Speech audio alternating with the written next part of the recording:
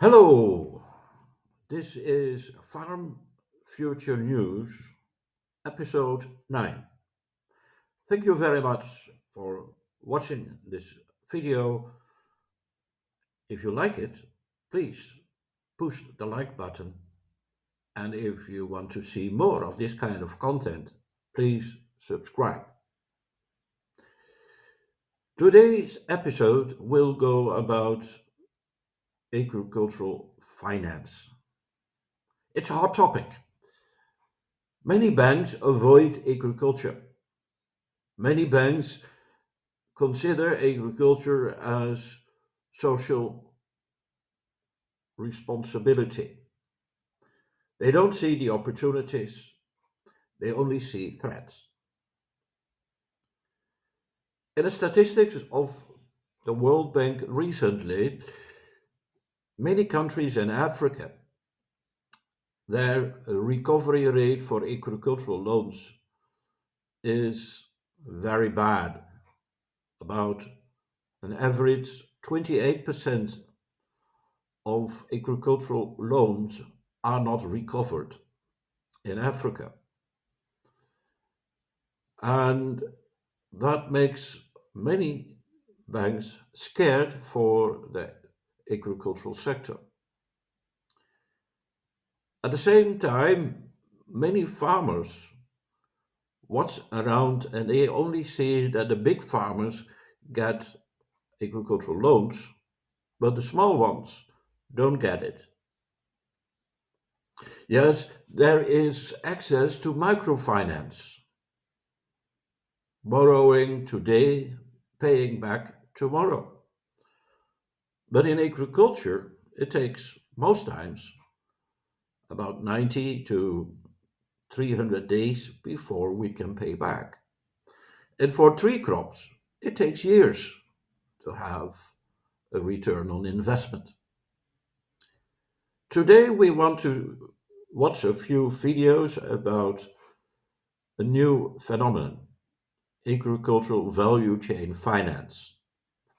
And I will explain to you what the advantages are and the disadvantages are. And what is the best practice for us farmers?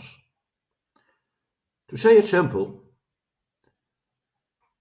for a farmer, if you borrow money, pay back the sooner the better, and make sure that what you promise that you fulfill.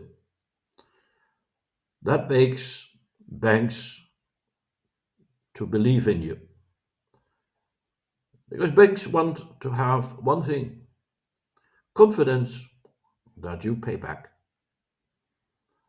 and that you have the capacities that you say that you have and that you have a good risk management and that you have sufficient market for your products.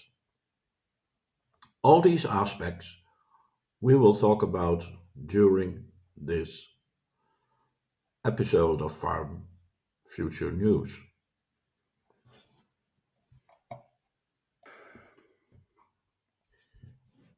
Agricultural finance. First, I want to talk about with you is how does agricultural demand for money relate to an economy? A producer never stands alone.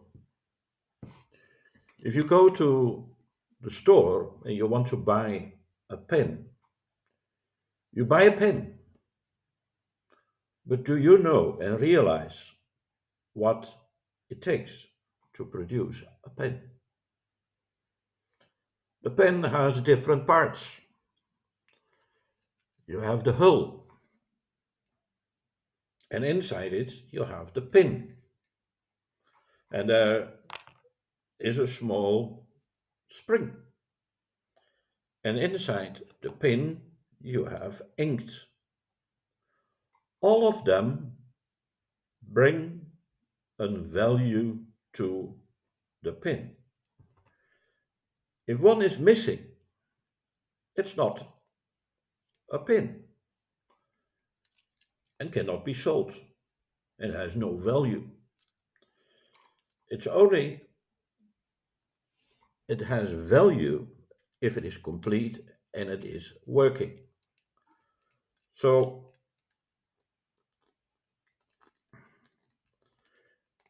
a working pin is important. For that, you have a different chain of providers of parts. The ink is produced in an ink factory.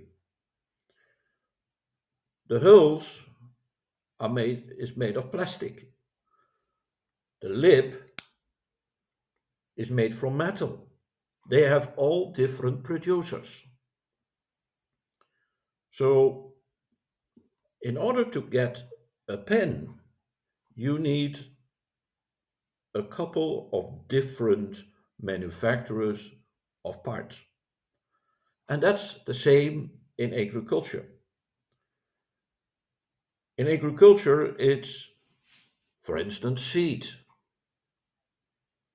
that needs to be produced. But before you have seed, you have breeders who make crossings and see what kind of variety is the best in your condition. And then you have fertilizer producers who produce fertilizer. You have people who can test the soil. You have a service infrastructure for your farming. You have a mechanic who can maintain your tractor and provide you new implements and maintain the implements and teach you how to use it. You have an accountant who can help you with your business decisions on an economical level.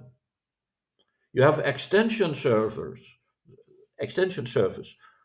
who provide you services to help you to make the right agronomic decisions.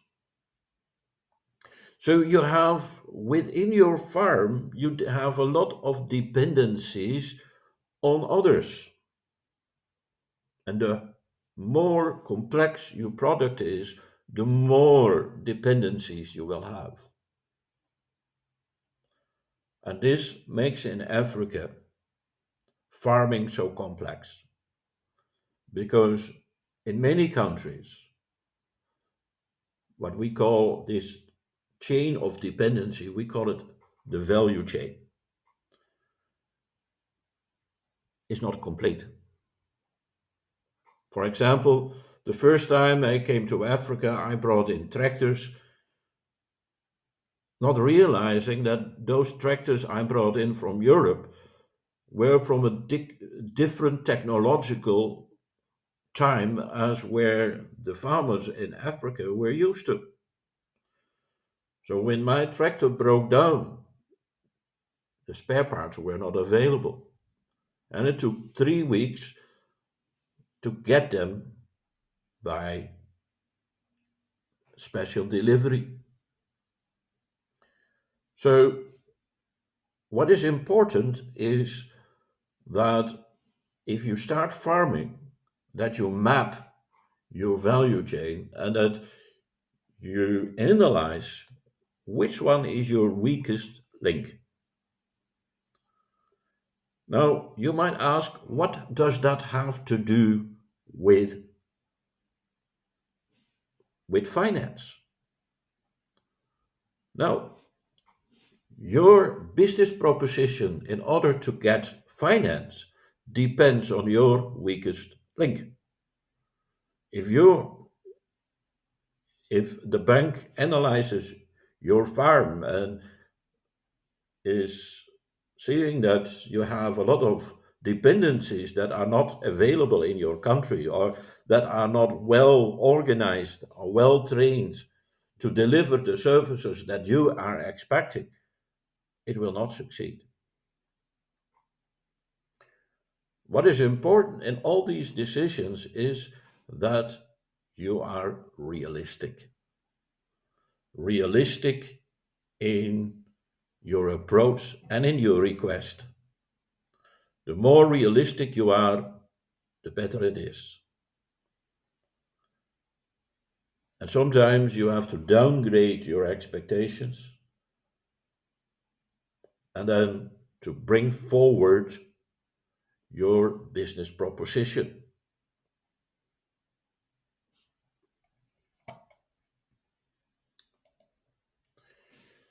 The second thing is here, if you do not have farmers that have a collateral in the form of land, houses, things that can be made liquid, who the bank can sell the moment you do not pay back your loan. So that is what we call collateral loans. Many farmers in Africa do not have valuable collateral. And so banks have developed a different approach. They have developed an approach of shared risk.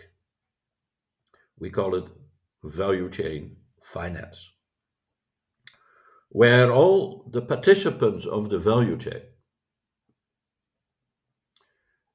share risk, and where the farmer is part of that value chain, has to organize himself on such a way that it complies with the preconditions of value chain finance. And it is important to realize that if you sign a contract within the value chain finance, you're liable to it. And you can still be kicked off of your land, out of your house, etc. But the quantity that can be provided is larger within the value chain. So it's not free money with a free ride. It's money that you borrow, but where other participants of the value chain say, listen, will say to the bank, listen, I will help him. I'll monitor him. I'll provide services in order that he will pay back. That's value chain finance.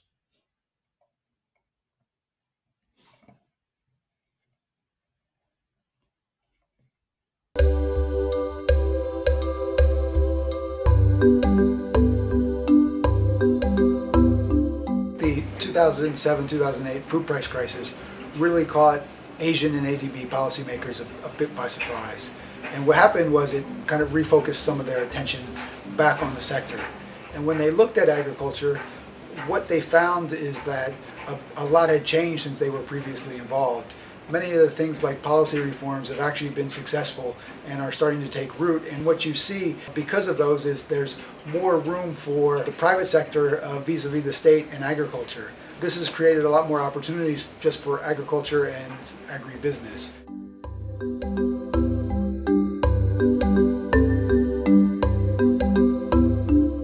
In terms of then the opportunities for agriculture, it's not just agriculture in terms of production, but it's all the way through the processing, the marketing, the retailing, and increasingly food industries that are beyond what you usually think about.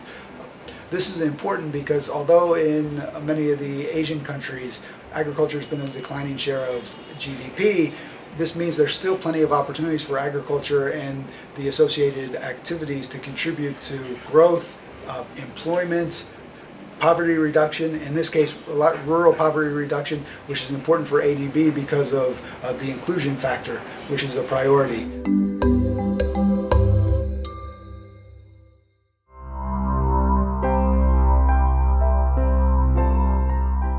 Today's world, the consumer end of the chain has much more influence on what things are grown, how they're produced, and it affects every actor in the chain. So if a group of actors in the chain, starting with the farmers, can actually work together and develop a product that meets these requirements, oftentimes they're able to get a premium price that is actually higher than the sum of all the individual inputs. Given this context, IED thought it was important to do an evaluation at this point, really focusing on learning and how lessons can be drawn from its experience in commercial agriculture to help ADB develop better and improved agriculture value chain projects.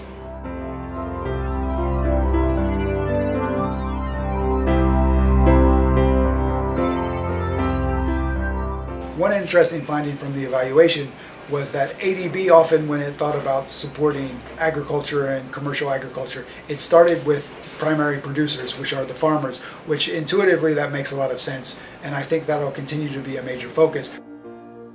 In Asia in particular, many farmers are already engaged in commercial agriculture, but they're still limited in terms of some of the skills and technical abilities and inputs that are required to really allow them to take full benefit of a value chain. Many of these skills and other requirements aren't easy to get in the short term. So development partners, I think, need to somewhat change their perspective on the time horizon in terms of what's realistic and how long it would take to actually bring small farmers up to speed for them to become active and responsible members of the value chain. Also, ADB has a significant emphasis on infrastructure. For example, when ADB builds a road, the idea is not just to build a road to connect people, but to connect markets, to connect high-value markets. And when doing that, what other kind of infrastructure is required? Are we talking about storage facilities? Are we talking about markets with cold chain, refrigeration, to make sure that some high-value products can meet their end destinations?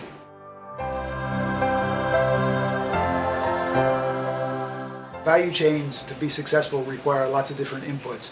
But from ADB's experience, there are actually a lot of good things to build on, especially ADB's focus on poverty, inclusion, food security, and food prices. Value chain is something that ADB, I think, and other donors can take forward in a positive way and deliver good development outcomes.